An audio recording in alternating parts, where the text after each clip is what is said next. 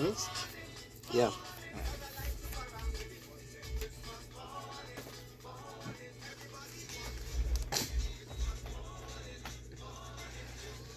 I'll tell you what, Trinidad and Tobago, it's exactly, let's make that as 6 minutes away from 10 o'clock. Yours truly, Mr. Q, in the building. And from now till 10 o'clock, we're talking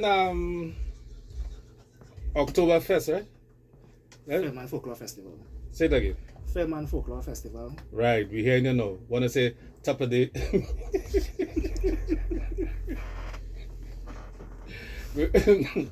all right. All right. Let me behave myself and say we have in studio with us. We have well, introduce yourselves.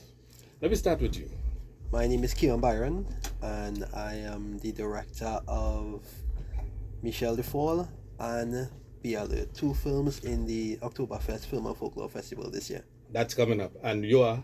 My name is Kenderson Nori from Parman. I you from up the hill? Yeah, from right up here. I am the writer-director of Bongo short film. Right. In the Film and Folklore Festival on Saturday. Well, it's Oktoberfest, so tell us a little bit more about Oktoberfest. How long has it been going on? No, it now start? Only this October for Oktoberfest. Oh, look, I'm up with that one, right? Tell me a little bit about your what you'll be doing.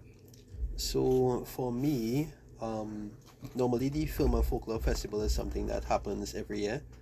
I always try my best to enter because it's a good place to showcase your talents, showcase the films that you've been doing for the past year, and for a lot of people to have a chance to show their creativity. And with this year, I think this, as far as I know, this is the first Oktoberfest.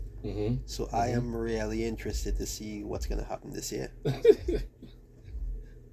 I like how you say that. You're interested to see what's going to happen this year. Yes, sir. How long have you been doing this? I've been into filmmaking. Okay, so I made films in like 2011 and 12 with like friends and stuff like that for YouTube. Yeah. But like trying to do like work that I think I would like to show to the world, that will be since 2020. And how is that going for you, Mr. Exciting, enjoyable. Yeah. So I was a person, I liked to draw before. That was my way of expressing my art. But I think filmmaking overtook that now. And you're seeing success at the end of the rainbow? I'm seeing improvement on my part. Not really much in the way of financial success. Not yet. But you might be a Steven Spielberg in the making. Hopefully. You're in the rough. Yes, in the rough. All right. I hear you. Mr. Byron, you only shaking your head? Right? I'm Mr. Byron. You Mr. Byron. I keep mixing up. Is you Nori? Nori. From up the hill. Yeah. How's Parman? How is Parman? Parman is, if I have to explain Parman in one word, is magical. I usually say it's Parman, then Trinidad and Tobago, because we live in this little bubble. I'm just saying, we live in this little bubble that, see like I'm dressed right now, sometimes Parman it's cold, I come down here is 100 degrees. I'm fine. I'm just saying. What made you decide to jump into the arena, man? I loved film since I was a kid, film and television, and I did not have an avenue to express what I wanted to show because back in the day, let me say before 2010, there was not a big market for somebody to push their work and still like getting equipment and stuff like that with like 100,000 US to like get film cameras and get this and get that. So within 2010 we had like a digital era where equipment was affordable, so you had a better chance of doing something creative. And before that I always used to write, but I didn't have like an avenue to show what I wrote. So around the same time, 2012, 2013, I started actively pursuing this. Before that, I am my career as a full-time artist. So I would have exhibitions every year and stuff like that. So sometimes I'll take a break from having exhibitions, and then I would go back into writing and filmmaking, and then go back to art, and then come back to. All right. So All right. I like that. So one of them is bringing financial the reward, art is bringing a little something. The art is doing good. I'm getting from both of you that this film making industry is a hard industry. Well, the thing is, I am young into filmmaking and the business of filmmaking. So there are avenues that people can make money. Yeah. But when you know, it's like when I now started art, I couldn't expect to like sell a piece for Yeah. a piece like at the time the ones I'm selling now. So Yeah. it's like a growing process. So one day, hopefully. One day, hopefully. What can we expect in Oktoberfest? My expectations, what I could expect, what you could expect, entertainment. You could expect different aspects of the Trinbago culture seen through different people's eyes. You could see how other people see the world and see Trinidad, and that is one of the main things why I always like to enter the Film and Folklore Festival. And where they having this one? Twin City Cinemas 8. Yeah. I agree with my friend here. So it's like we have like 32 films. Yeah. 32 films. Yeah. From all over the Caribbean. So you get different aspects of Jamaican culture, Guadeloupe, St. Lucia, Trinidad and Tobago. We have different, so you can, as a Trinidadian, you can see how different people live and how different people express themselves. All right, and it's all happening at Cinema 8, is it? Cinemas 8, yes. That is in Twin City, 26th and 27th October. And people should come out and I find you looking a little nervous, but you all right? Yeah, you're right, all right. It's to make money, you know. At the end of the day, we gotta make some money, you know. I need to know that I can take, or my son can take me some days down the road and say, hey, I interview these guys and look, the films are now showing in Cinema 8, and the other one paid, how much about cinema now? $50? Well, the film festival tickets are $40 TT. All right. And the time? Well, they have different time slots for different films. So I think there are 3 categories or 4 categories. 3 categories on Saturday. And the first category starting at 3 p.m. So you can take your family and have a little picnic. Yeah, you and start at 3 and go all the way down till it ends, eh? Yeah, Yes, so you could have a full day of filmmaking experience. All right, I hear that. So anything else you all want to share with well, Trinidad and Tobago before we jump out? I would like to share my film. Go ahead. My film is basically, it's a short film called Bongo, based in Trinidad. And for people who are not from Trinidad, most people who I talk to, they had no idea what a bongo was. I'll explain what a bongo is. So a bongo in Paramin is basically in the wake of someone's death, you have a musical band or like a rhythm section. They come to your house and they sing songs to your family and to the basically the whole community comes out and they play drums and they tambo bambo and all that. And so basically it's a way to help the bereaved family deal with grief. So we have that until I would say the day of the funeral. After that they stop, but maybe 9 nights they'll come back.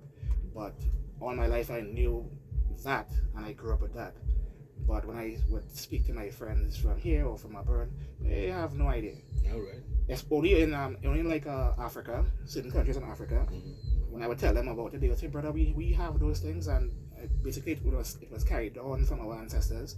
So they was like, it was cool to see that all through the years, all through the generations, we kept a certain part of our culture alive, or their culture alive. So in that aspect, I had to keep that tradition going on with the film, and I'll give you a brief story on how I came up with the idea.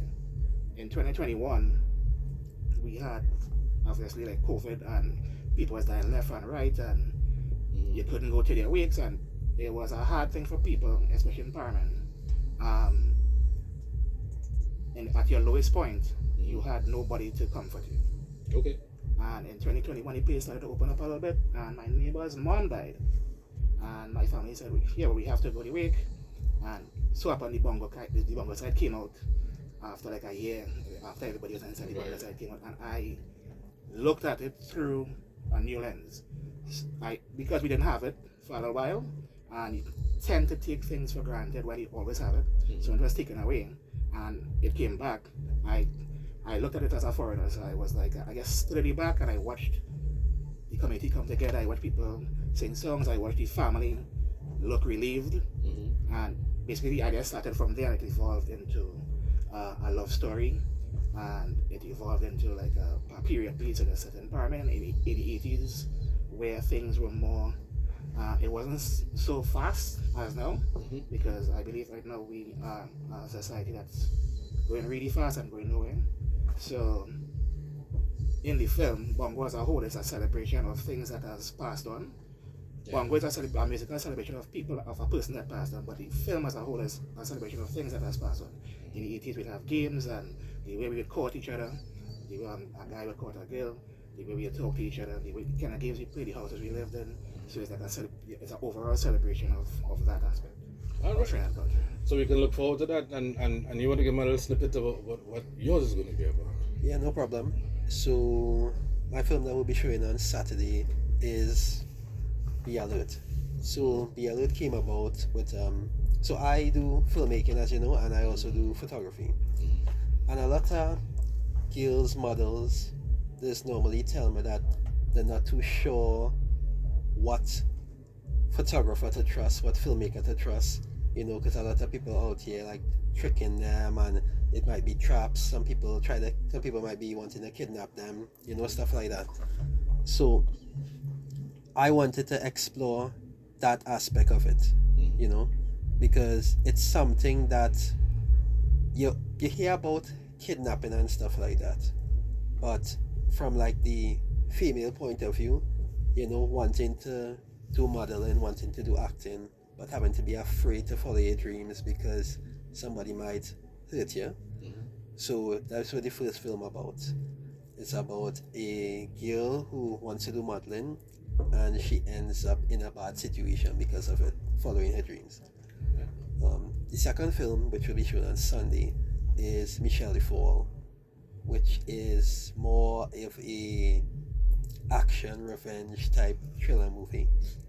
Alright. It stars my wife Angelia Byron, and yeah, she is on a path of revenge for the murder of her father. That's basically all I can say. So then we can look forward to excitement, some tears, and I guess a roller coaster of emotions. Some romance. a little bit of everything. And it's Saturday coming. It's Saturday coming. Film and Folklore Festival, Trinity City Mall. Starts at 3 p.m. Saturday and Sunday. So you can make it a picnic, Trinidad and Tobago, bring your family out and start at 3. You could have lunch in the mall and then go back and take it at the others, eh? Yeah, they also have a competition for best dress. Okay. Yeah. So you can come out in your different folklore inspired outfits if you want, and you could win a prize. I like that. Folklore inspired outfit. Nice. Gentlemen, I want to thank you all for jumping in on Sweet 100. And not only Trinidad and Tobago, and the world know, because everybody listens to us. Of course. All over the world. Yes. Exactly what is happening. And who knows, one of your films, short as it may be, will inspire somebody to spend some money and bring you out a younger Steelberg. That's the goal. That'd be great. Enjoy the rest of the day, my brothers. You too, my brother. You too. Peace.